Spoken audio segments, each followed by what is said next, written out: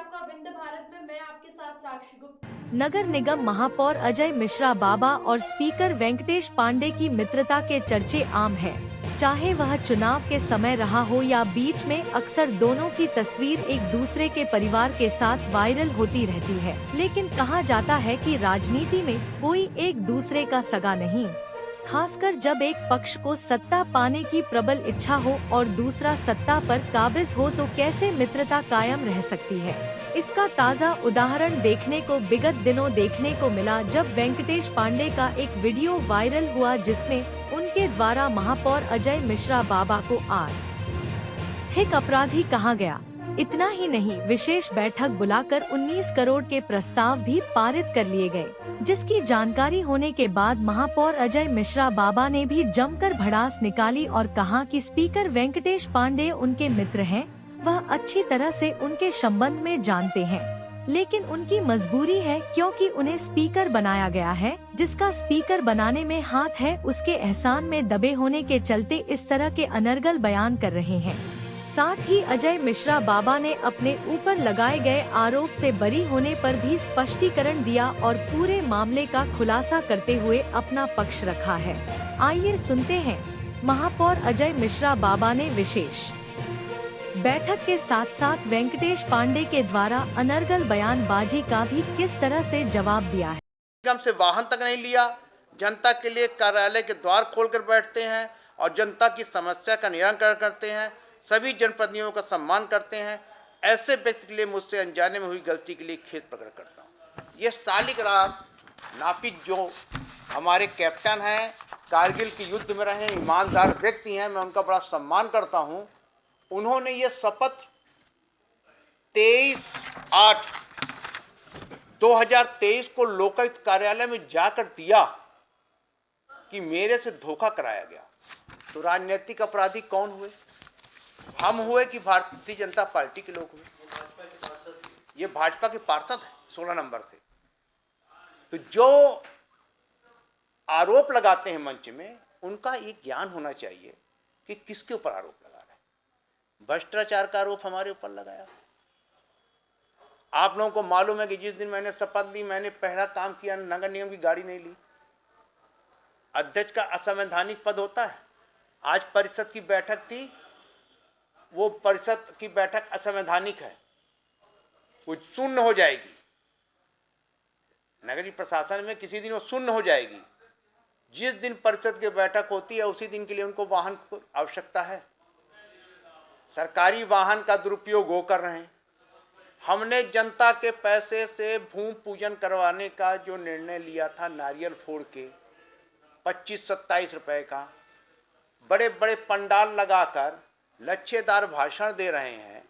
रीवा के उप मुख्यमंत्री, मध्य प्रदेश शासन के रीवा के विधायक, वहीं पर परिषद अध्यक्ष, ये सारे लोग ये कर रहे हैं। तो मेरा सीधा ये कहना है कि भ्रष्टाचार कौन कर रहा है? भ्रष्टाचार वो कर रहे हैं कि मैं कर रहा हूँ? अगर मेरे को भ्रष्टाचार करना होता तो मैं आपको बता दूं कि मैं बिल्कुल भी ना वाहन छोड़ता और न नगर निगम की सुविधाओं को छोड़ता। मैं जनता की सेवा के लिए आया हूं। मैंने जनता की सेवा के लिए तत्परता से कार्य किया है। भाषण में ये भी कहा जा रहा है कि जो कर रहे हैं भारतीय जनता पार्टी कर रही है, उसकी सरकार ला रही, नगर निगम में कुछ नहीं। आपका एकदम बात सही है। मैं आपसे क्या बताया कि कृपा हटी तो दुर्घटना घटी। जब कृपा पे आदमी होता है तो उसकी मजबूरी होती है।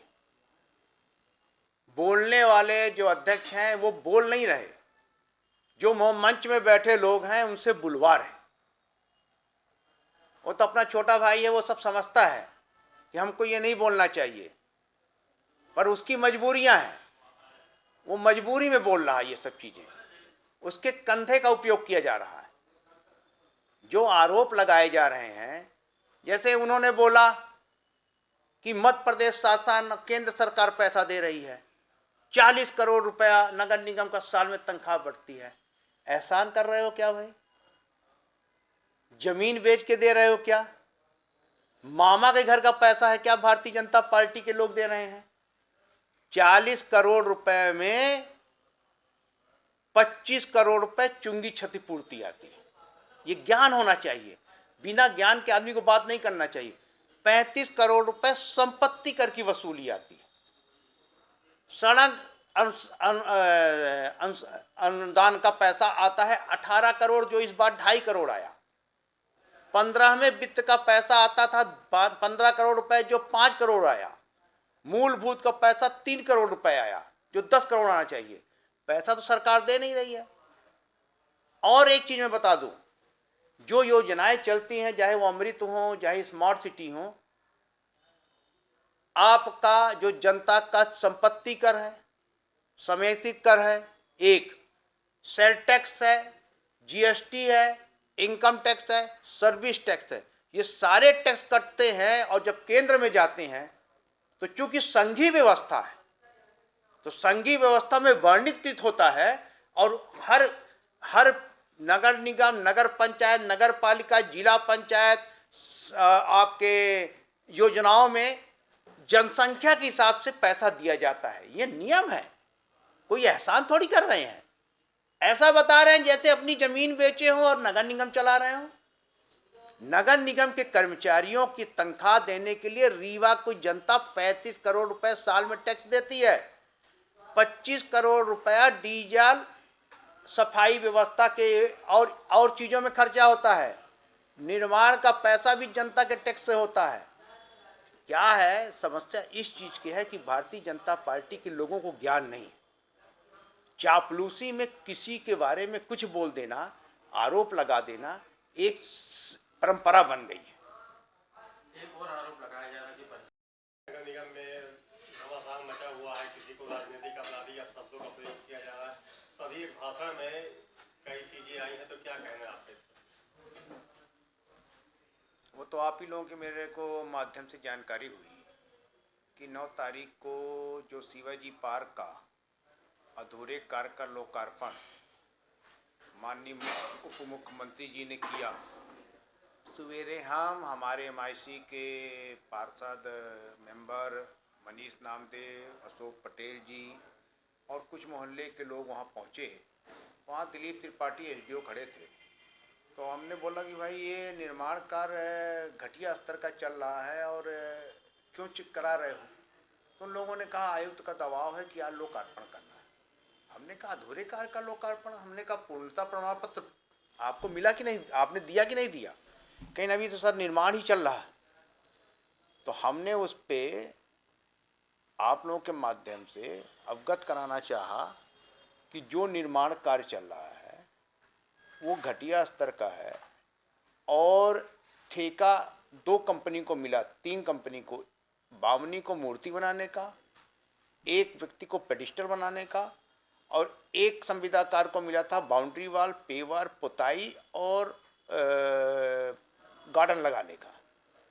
पर उसके अतिरिक्त जो संविदाकार कार्य कर रहे हैं उनका भुगतान कहाँ से किया जाएगा? तो उसमें भ्रष्टाचार दिख रहा था। तो मैं आपके माध्यम से बताना चाहता हूँ कि देखिए, भाषण देना तो कोई बड़ी बात नहीं है। वेंकटेश पांडे अध्यक्ष हैं, अपने छोटे भाई हैं और उनकी बहुत सी मजबूरियां हैं। वो बेचारे भाषण देना तो उनकी मजबूरी है, क्योंकि जो उनको अध्यक्ष बनाए, जिनकी कृपा से वो अध्यक्ष बने, अगर कृपा हटी तो दुर्घटना घटी। तो अध्यक्ष की कुर्सी बचाने के लिए तो उसको भाषण देना पड़ेगा और वो भाषण मजबूरी है उसका देना। अगर उनको खुश नहीं रखेगा तो कुर्सी हट जाएगी, क्योंकि ओबीसी के पार्षद भाजपा में अधिक हैं। अध्यक्ष बनने का दबाव उनका था और इन्होंने कृपा से अध्यक्ष पद प्राप्त कर लिया। बाकी वो मेरे बारे में सब जानते हैं कि मैं किस तरह का व्यक्ति हूँ। उन्होंने जो बोला कि राजनीतिक अपराधी, आपने कहा कि वो बोल रहे थे कि राजनीतिक अपराधी, तो पहली बात तो वो जिस वर्तमान में पार्टी में है वहाँ यही सिखाया जाता है। रहा राजनीतिक अपराधी की बात, तो मैं आप लोगों को बताना चाहता हूँ कि एक प्रकरण इन लोगों ने मेरे खिलाफ लोकायुक्त में दर्ज कराया। ये प्रकरण दर्ज हुआ 26/9/2023 को। और जो हमारे शालिग्राम नापित जी हैं, नहीं सॉरी 26 नहीं, ये प्रकरण दर्ज हुआ आपका